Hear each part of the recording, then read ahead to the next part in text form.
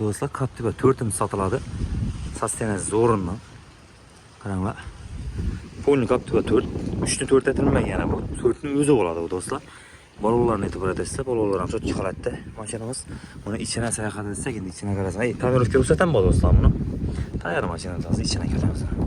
Bunu içine karanglar dostlar. Bunu içi başım güzel halatta bu. Apışıp gelen başım çok geç çıkalım ne bilirler karanglar. Yaxşı olan pullar çok Türkiye'nin burada akvaprintler kılıngan. Her bir kichkina detalini necha itibar qilingan bunu karanglar. Rollari o'ziniki. Endi nakitga tashirgan chiqarisidan top-toza hali. 2 gün muhtar taşakanlar. Sidinlerine karanglar.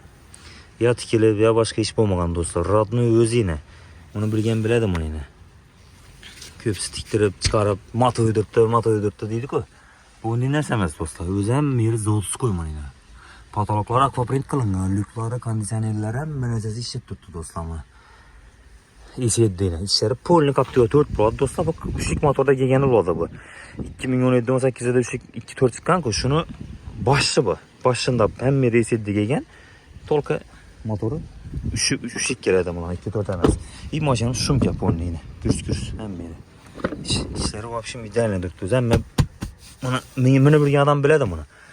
İşini qaratdi yani sidinalar. Patologlar вообще güzel qaratdi turibdi. Hamma yeri pul surtirgan mashina çok. Shumka. Gördünüz mü?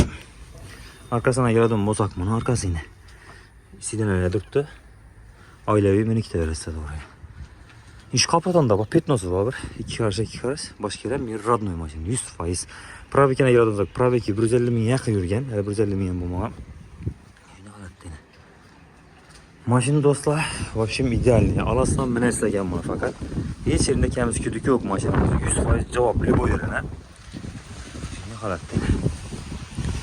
Bu maşinimiz kime kızık bolsa dostlar. Buna kredi hem kılıp versek bolalarda fark yok. Bu artık hizmet hemen hesap dostlar buna. Bunun bakasına geldiğimizde bakası 170 milyon so'm koyamız dostlar. Üstüne azgına gelişemiz yani nakbul olsa eğer. Bu artık hizmeti fark yok. Giteverirli bu nereye. Düşünün maşini. Kime kızık bolsa bu dostlar telefonu böyle pesta oladı. Telefonu sodalaşacağız mümkün.